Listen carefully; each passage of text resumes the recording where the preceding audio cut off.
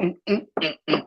Hey, everybody, welcome to Sales Chatter, the logistics podcast where we aim to help 10,000 sales reps generate $1 million GP in under a year. I'm your host, Dan Deigan. Ryan is not here today, the logistics monk. This week we got a few scheduling conflicts. Not sure how we did it, but we did it, and we're enjoying it anyways.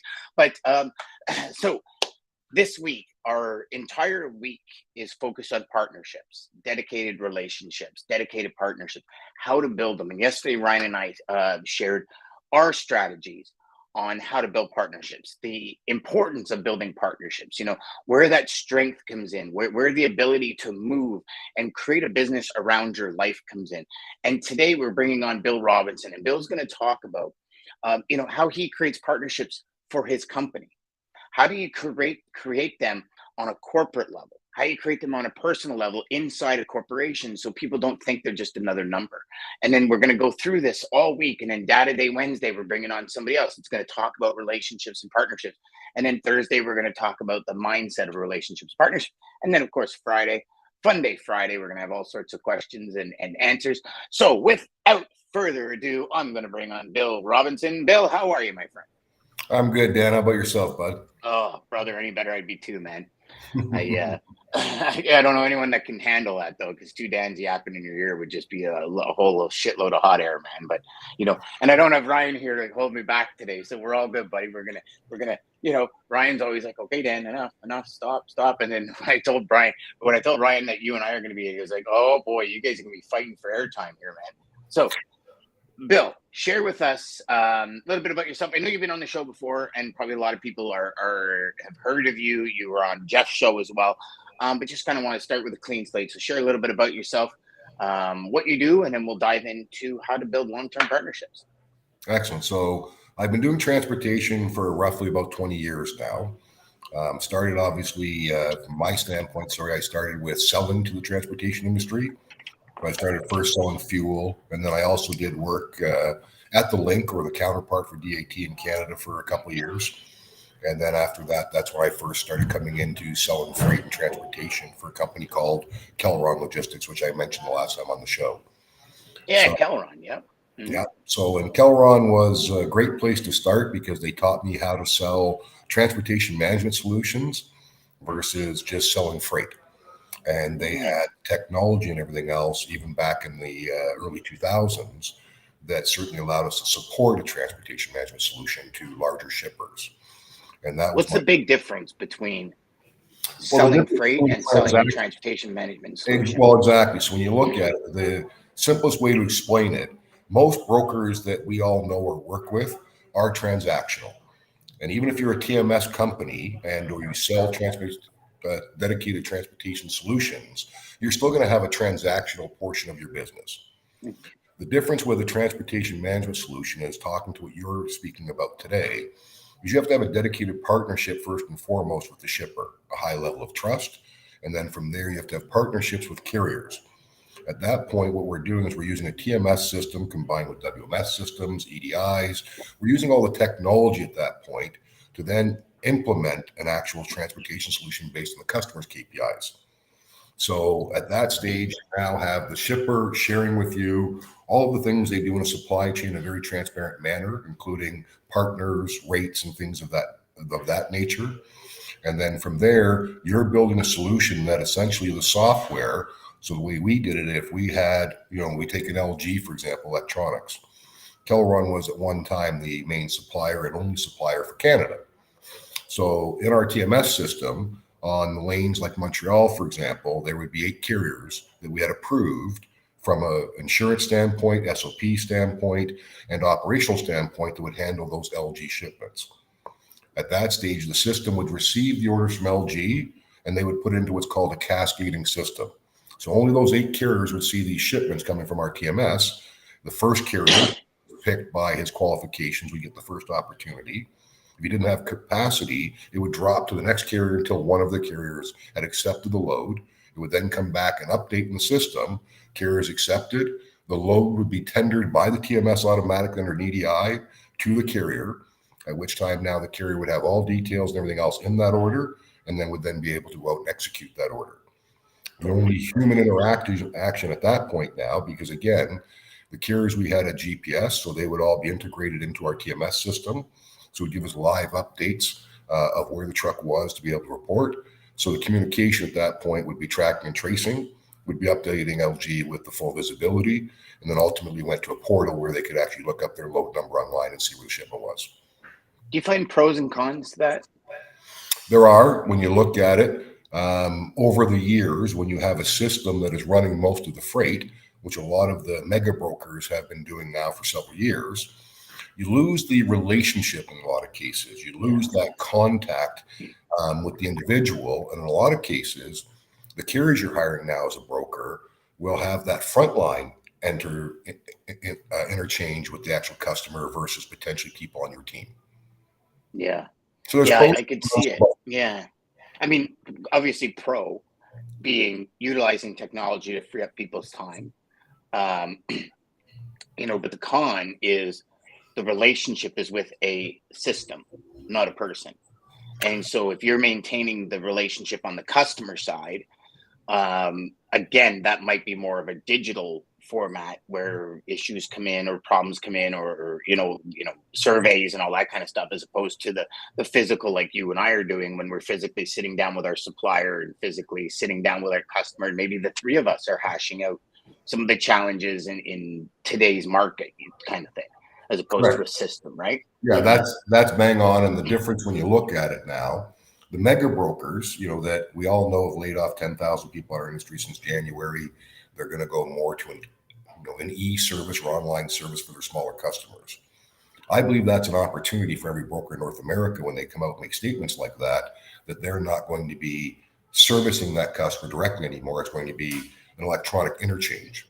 Yep. Here, when you look at a Wellington, for example, we do a lot of dedicated services between both our assets and our brokerage division, both in the US and Canada. So the difference here is we may still have the systems and everything else running all the information, but the relationship is still maintained by people. One of the differences with our partnerships and our dedicated programs, I've been in logistics a long time. I've never been in a company where we don't usually have a hybrid where dispatch and customer service are the same individual. At Wellington, they did develop in our logistics division an actual customer service department. So that provides that communication and immediate reach out or contact for a shipper. Then you've got the sales rep and or account manager that is still dealing with that individual on a daily and weekly basis. They're on every email, they're on every request. So at that stage, we're still maintaining the relationship aspect of the business, but the systems are actually generating all the KPIs, the reports, the on-time reports, everything else like that. Mm-hmm.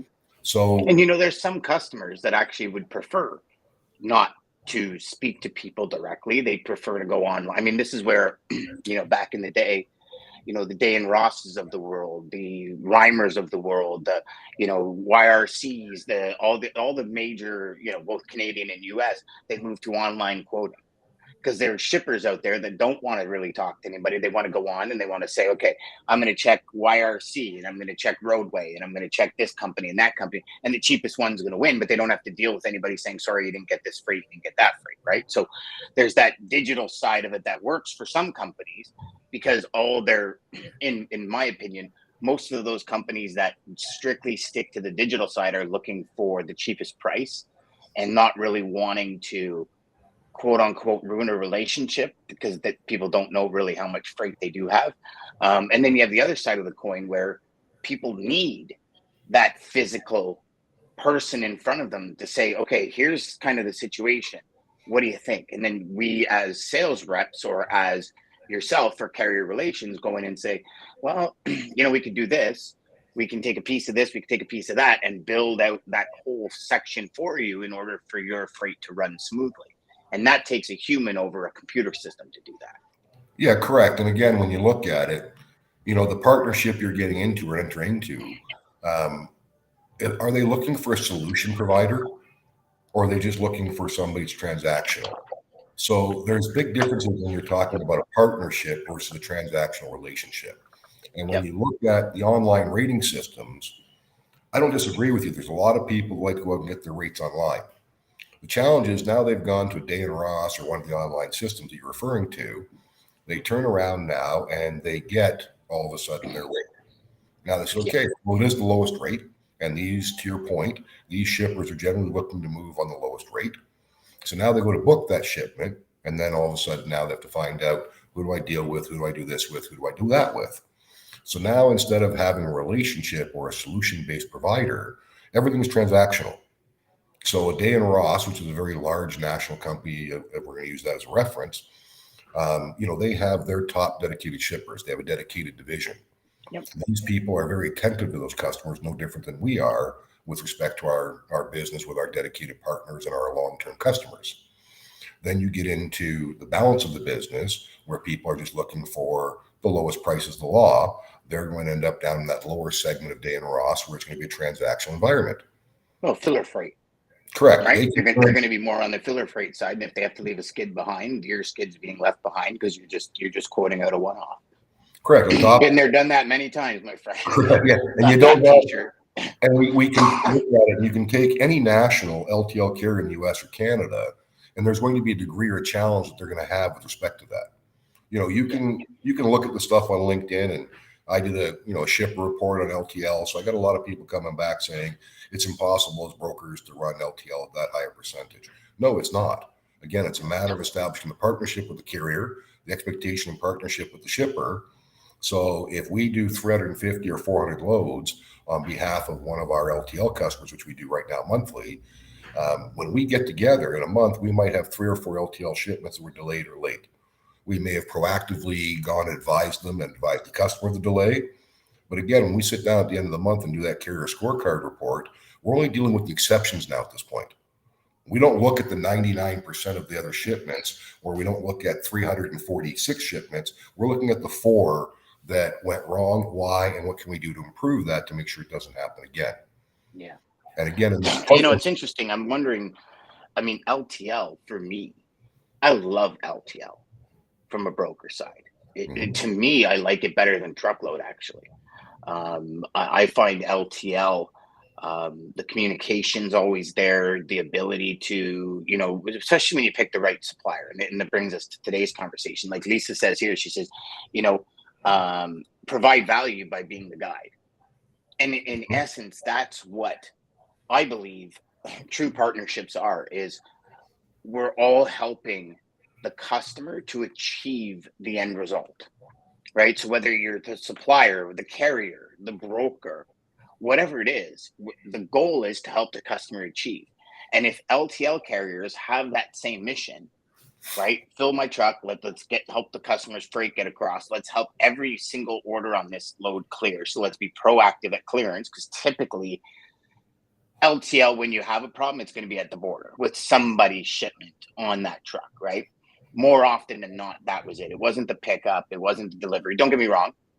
I've had some LTL carriers, those ones where it's like, oh, they're the only one in the area. And it's like, oh, I really hope they do good. And they don't. We've been there. But we're talking, your partnership. So let's get into it then. How is it that you go about building a long-term partnership? What are some of the initial conversations you have, Bill? What are some of the follow-up conversations? How do you manage the expectations? And then we'll go from there. So I guess the first thing you've got to look at, and add to Lisa's comment, because she's very accurate, we have to look at when you're working with a shipper, you want to be an extension of their supply chain. Mm-hmm. At that point, you're not trying to replace it. You're not trying to go in immediately and say, you did all of this wrong. You might as well call their kid ugly at that point. So you're trying to be a complement and an extension of their supply chain. So understand what the actual requirement is, what they need, what type of reporting levels, what service are they looking for. Then at that stage, you can start to understand the supply chain and where you can provide value to be that extension. By the same token, when you're doing a partnership, a lot of brokers forget and they'll start just going to the load boards. They'll start trying to move in a transactional environment, but yet you're developing a partnership with a shipper. You're going to be an extension now and a complement to their supply chain. You have to be the same thing on behalf of your carrier partners.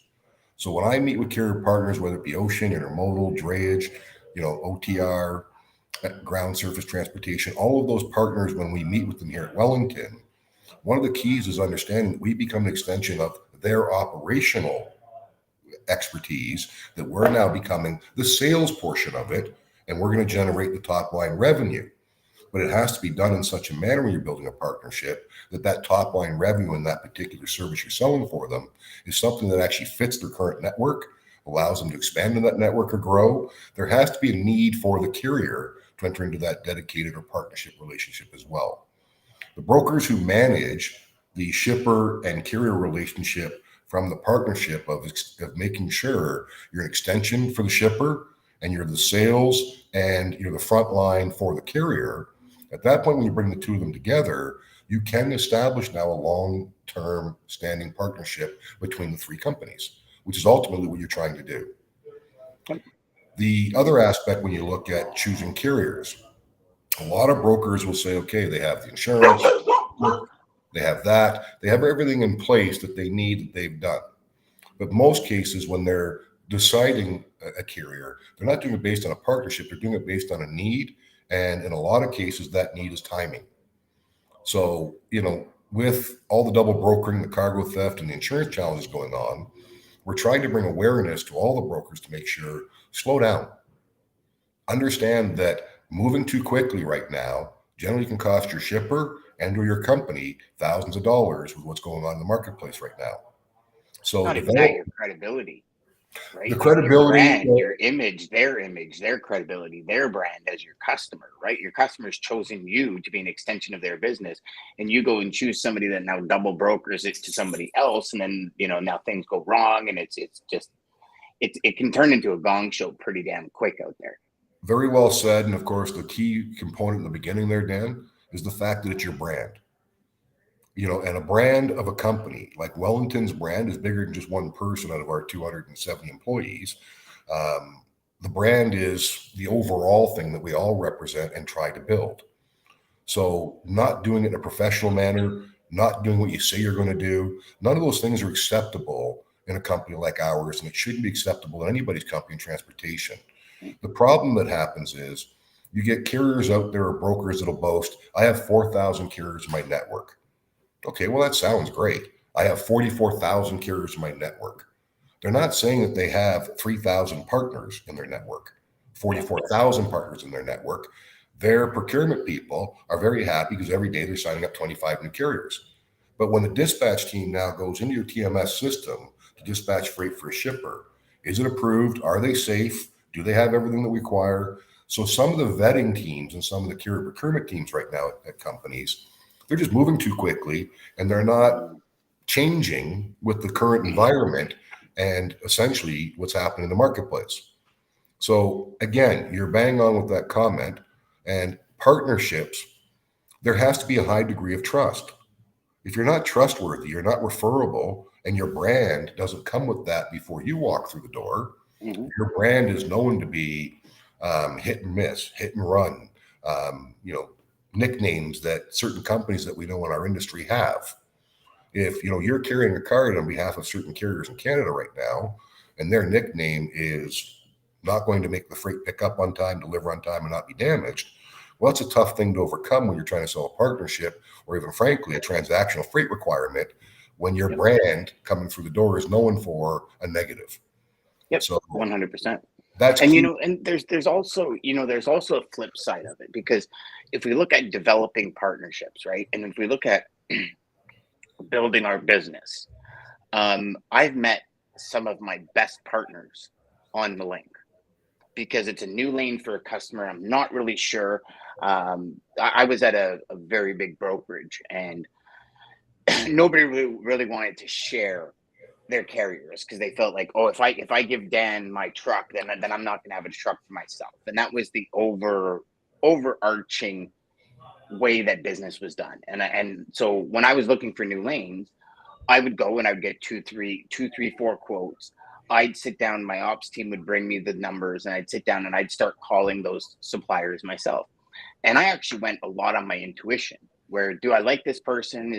Can I trust this? And there's somewhere it's like, no, your intuition's way off. And it's like, no, they're kind of the yes man. And I found some of my greatest friends in the industry that way. Also, had some pretty interesting conversations at 2-3 o'clock in the morning when things were going wrong that way as well. And I agree with your slowing down, because here's the thing, right? You know that most people have this Murphy's Law where like the first load goes wrong and all this other BS that we put on ourselves, right? And I've often said that speed in setting up a customer and getting business going will actually create a destruction down the road because it's too fast. You don't understand it. So I'm glad you brought that up, because when we're setting a customer up, of course we want the business. But if we just slow down for 2 seconds and build that relationship, start to build that relationship on the supplier side, start to build that relationship on the customer side, right? I've had customers where it's like, well, I got 10 loads a day. I'm like, I'll take them all because I want them. And then within a week, I'm flat on my face because I just don't have the capacity. Instead of saying, well, why don't I start out with like 1 a day or even 2 a day, and then we move to 3 a day, and then we kind of take that step by step. And I only learned that probably a decade and a half into my career. It's like, not only that, it's how do we have this relationship where you're about to give up 5 to 10 loads a day to somebody you don't really know? Well, it tells me that your structure's screwed up because somebody else isn't taking that business as well, right? And if we be honest with ourselves, some of our customers are not very organized when it comes to moving their business. And it's like all these, I remember I dealt with a very large US company, and it was so hectic. They were so busy that I would say, okay, I need this rate, this rate, this rate, this rate. Yes, go for it, go for it. My bad. I never took emails back. It was always just verbally because I'm trying to help the customer.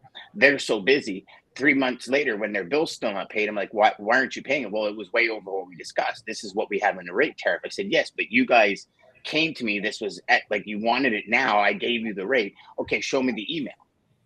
And I didn't have them because I worked so fast, and to the tune of $70,000 we had to eat as a company, because it was just everything was happening so fast.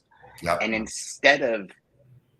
And so I was trusting the relationship, but it wasn't really a relationship, because that person, I don't believe maliciously did it, but in the end, they're like, I don't remember this. I would have never agreed to that. Where is it in writing? And I'm like, well, I didn't have it in writing because it was moving so fast. We were doing everything on the phone, right? Well, So there's that secondary portion of a relationship as well, where you need that backup.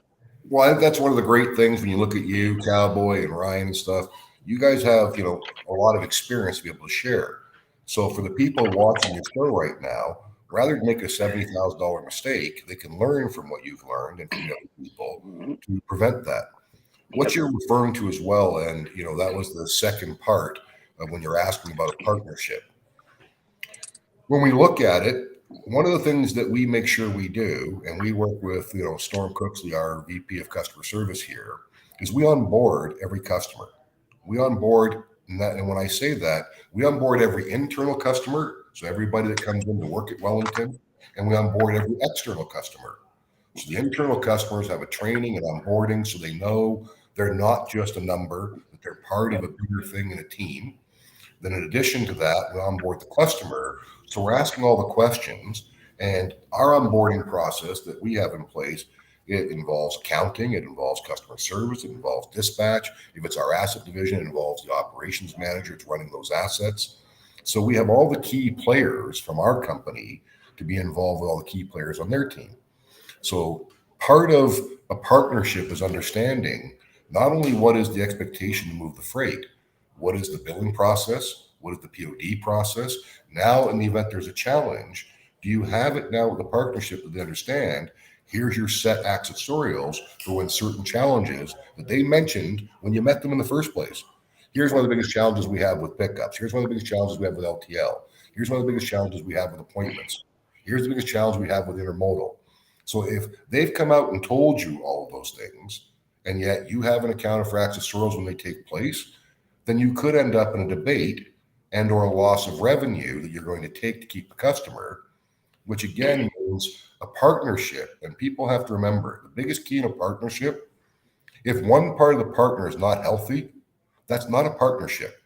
Yep. That becomes more of a master-servant relationship. And you want to be a transactional broker and continue down that path, as long as you understand in most of those relationships, it's a master-servant relationship. As long as you're doing what the master says, they're going to pay you. By the same token, if the master doesn't agree with what you've asked for from a payment, then the master's not going to pay you. Mm-hmm. So that's the challenge with some of these relationships that some of the people get going. Well, it's not even a relationship at that point. But you know, here's the thing though. But hang on, So on many LinkedIn, salespeople are afraid. Dan, they do call them relationships on LinkedIn. Yes, they do. Yes, they do. Yep, you're absolutely right. But so many salespeople are afraid to ask for that detention charge or to ask for, because it's like, oh no, they're going to find another supplier. And I've always said, well, sorry, not always, because the first part of my career, I was that salesperson that was afraid to ask. The latter part of my career, I'm like, okay, hold on. Here's the cost that I quoted you from A to B. C, D, and E happen. You have to pay for that. If any C, D, or E is my fault, I'll pay for it. Like if you sent me the documents and I didn't send them to my supplier and I'm the one at fault, I'll be the first one to admit it. But when something happens, you have to pay for it. And if you don't, I don't want you as a customer, because you're not upholding your end of the partnership. And to all you salespeople listening, these are key points that Bill's bringing up, is that, you know, like, just have that conversation. Because if you might say, okay, well, we're $60 an hour demerge or detention. And the customer might say, well, we pay 40. And you're sitting there going, okay, well, no, sorry, Mr. Customer. Like, I don't mean to be rude, but 40% is not $40 an hour is not cutting it for any driver these days. It's just, it's not going to work. So how can we work together to maybe get them out of there quicker? Is there something we can do? Or maybe, you know, split the difference. I can speak to my supplier. And this is where brokers don't make money on that. Give it right to the drivers, because they're the ones that are sitting back and not being able to run the miles to work. But, you know, I've had so many customers in my career, so many, that were just like, well, we don't pay demerge, we don't pay detention, we don't pay this, we don't pay that. And I still was like, okay, I'll do it, because I wanted to post the load on the board. You know what I mean? Like, it was insane. And then you realize after, like, that loss I talked to you about, that was over like 4 or 5 months. So over 4 or 5 months, you're doing your weekly reports, your monthly reports, and they go, man, we're crushing it, we're killing it. And then at the end of the 4 months, you got to eat 70 grand US. And it's like, okay, all that profit just got wiped out because I didn't do my job as a salesperson and back up all of the conversations in writing. It's like a partnership agreement. Correct. Right? Well, when you start a company, you have a partnership agreement. Everybody's friends, but this is just to keep everybody on, I'm not going to say the up and up, Bill, but so everybody knows where they stand and what the position is. And it's the same thing when we're building partnerships with customers and suppliers. Hey, if this goes wrong, what's your alternative plan? Like, what's the contingency plan here if A happens or B happens or C happens? And then you take that and you bring it to your customer. If A happens, this is, if B happens, this, if C happens, this is what we're going to do. Then everybody's on the same page. Correct. And, you know, like, I've always used a saying in every company that I've worked and managed or helped build. You know, a lot of salespeople start off, as you said, Dan, and I don't think any of us are any different when we're younger. We want to keep the customers. We run to operations and say, we can't charge this. You know, we can't do this. Can we hide this? You know, 1 or 2 of the first shipments is great. You might be able to absorb that and do that. But no matter what, if it's an ongoing process, then at that point, again, you're not in a partnership. The onboarding should have uncovered that and done all of that. Then when you look at the other aspect, not all freight is good freight. Salespeople think every piece of freight they walk across is good freight.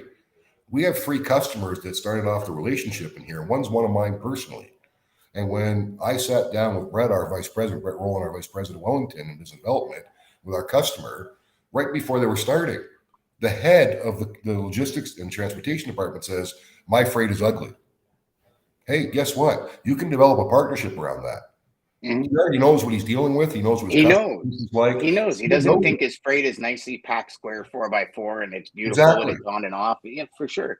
For sure. I have customers like that too in the scrap plastic industry.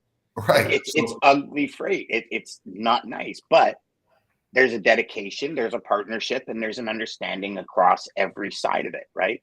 Right. It's the different way the conversation goes. When somebody starts off and you've already shown them now a bit of who you are, what you do, capabilities, without downloading your company's entire PowerPoint. So you've done that to a degree. They're interested. They want to talk further. And then the first comment is, well, my freight is ugly. The conversation that takes place after that, Dan, is considerably different than for salespeople. When I started in sales back in the 70s, early 80s, in the sales courses, they taught you 90% of buyers are liars.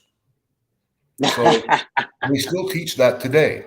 That's So the crazy. salesperson, when you're sitting there and they turn and tell you my rate is $1,000, they're probably hedging that by 10% or 12% lower than what they're actually paying. That's their job. Your job is to be able to come back at the end of it and say, okay, I'm not going to meet that target rate they gave me because it's unrealistic, but I'm going to be able to sell the value of my overall company, how I'm going to become the extension of the supply chain, and your ugly freight now, yeah, it's going to cost you $1,200 in the Montreal lane, but here's why. Yep. Then at that point, you're starting to now get to that stage where that can be a long-term partnership. Because now the buyer is going to have to come out and be more clean with respect to what's going on. They're going Or to continue to use his supplier he's using if he is getting the $1,100. Correct. That's fine. My rate's $1,250. If you can't handle my rate, I'm sorry, I have to walk away, because in essence, the rate that I need is the rate to give you the value and the service that I need to provide. If I need $1,200 or $1,300 and you want it for $11, typically I'm using a subpar carrier at that point. And again, it goes back to your image, credibility, and brand. Are you willing to jeopardize that, or for $100 a load? Right. And what price is worth it? Correct. And if you look at it, if you're not profitable, again, you're not healthy. If you're not healthy, and I get, when I go out to certain corporate functions and people approach and start talking, well, you really want to move my brand. Okay. Tell me why. Well, because mine's a household brand. Everybody knows it. Okay. But if I lose money on it, what do? I take out ads telling everybody I lose money on a household brand. You all know it. But give me your freight so I can make money now to offset this marketing thing I decided to do to lose money. So again, I don't think moving a brand benefits brokers or carriers. And asset carriers that I've worked with and or that I speak with, well, they say, I move X company. Yes, everybody in North America and globally knows who they are, but you're losing $50 on every shipment. Okay. And so like Lisa says, does it make sense for my operations? And I'll even take that comment a step further, Lisa. Does it make sense for my company to be profitable? Correct. Because you see, you might have a brand, we'll do the Wally World brand, for example, and you're not making any money, but you're moving a lot of freight. Mm-hmm. And so what does that do for your bottom line? What, because you're working with Walmart, it does nothing if you're not profitable. And I mean, for you brokers out there, I mean, understanding what it costs to invoice at your company. Like, how much does it cost to put an invoice out the door? When I first learned that, I was blown away. I was asking people, what does it cost? And finally somebody came up to me and says it's about $65 to invoice a load across the company. And so what does that mean? That means anything under $150 is really not profitable from an order standpoint. So meaning a load sheet or an invoice. So what I did is a lot of the things I was doing, $75 on, I would do 4 or 5 orders on one load sheet, because now it's profitable because it's a single invoice that goes out the door. And so understanding those parts of it are key. And I've had many students and companies that I've consulted where I've said, what's your cost of invoice? And they go, I have no idea. And then we sit down and we figure out the cost of invoice, and they realize that 30 to 40% of their customer base is not profitable. The 60% is actually compensating for the bottom 30, 40%. So it's actually crazy. You're best to do that as a corporation, as a salesperson. Ask your company, what does it cost? You've hit on one of the biggest keys in brokerage. So to expand on that, so for everybody that's going to watch this or review it afterwards, when people look at it and say, salespeople and young people in brokerage will come in and say, well, Dan says $65. There's no way it's that expensive. What they have to understand is, for the dispatcher to the customer service dispatcher to accept the load from the customer, enter it in the system, there's a cost. Now find the carrier in the truck. Even if you have it in a dedicated environment, it's not the dispatch, it's not the load tender. Now track and trace to make sure it got picked up. You're tracking it in transit. You're then making sure it got delivered. Collect the POD. Enter everything in the system. Notify customer load's been billed. Now press the button, let accounting know POD is there, order is completed. Now they can go ahead and process that order. Yep. So when you look at the average transactional broker, they don't realize their cost is somewhere between $50 and $75 to complete that through the system. So Dan, Well, there's rent, there's I know. overhead, there's But I'm not, communications, there's computers, there's everything. understood that from an operational sales standpoint or customer service or dispatch standpoint, they may not be looking at that overall in their cost of sales. I'm just saying from a transactional standpoint, because if you look at it, the heat, the hydro count, your accounting costs, your labor, all that stuff. But I'm just saying just the labor alone, if you do not have a TMS and or a Great Plains or a system that's doing all this in the back, Oracle, whichever, the ones you're going to choose, if that's not all being done, your transactional cost in a transactional environment is very high. Just people don't realize, they don't sit down and break it down. So in LTL, when I used to sit there and go into new companies and build their logistics division and tell salespeople, if your rate is $50, your min is $50. And they're like, what do you mean? You have to add $50 on top of any LTL rate I give you, because currently right now, our transactional cost is $42.50. Now, when you get into the higher volume systems, you start getting them to do the work. When you work like, I worked at Traffic Tech, the largest Canadian broker right now. When you've got the systems and your $1 billion broker, their transactional cost is probably, $22 or $27. So they're going to be able to put through a higher input of billing at a lower cost and transactional cost than the rest of us, because their system is doing a lot of work that they've developed and spent $8 million on over the years. So that's where, when you look at it online or when you get the individuals who are saying, I need relationships, lightweight technology. Well, it's a combination of both, frankly, everybody. If you don't have the technology to be able to lower your transactional cost to compete in an open market on an ongoing basis, if you can't offer LTL services because your systems don't allow you to do it from a cost standpoint, then how can you be a full partner or supplier to a shipper if one of the key components you're not going to offer in their network? And what brokers forget sometimes, and even carriers at certain degrees, is when you've got a COVID type market, pandemic or type market, a lot of shippers go to LTL because the capacity in truckload has gone up so much it's not available. When we come into a market like it switches back, like we started seeing in October, November of last year, now all of a sudden the truckload rate has dropped below the spot market rate. The spots have dropped down considerably. So a lot of shippers will now go back to a truckload environment.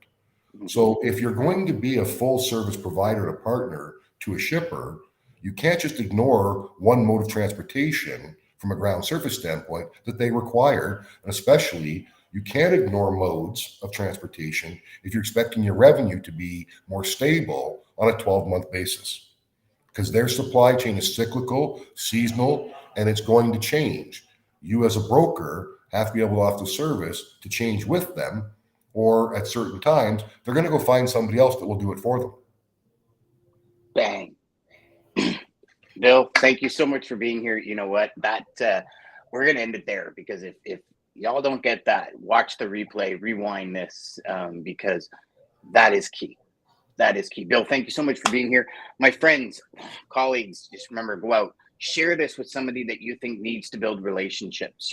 As Ryan says, share it with the UPS driver that's bringing your Amazon packages today. He has a whole spiel, and I don't quite know what it is.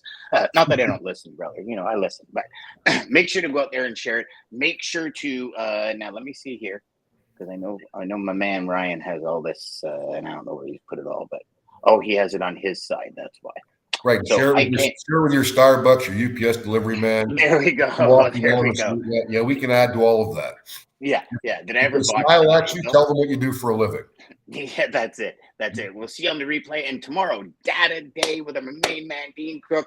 Jeff's coming back, and we got a very special guest as well to talk building relationships on the drainage side. So we'll see you tomorrow, everybody. Bill, thank you so much for being here, my friend. Thanks for having me, bud.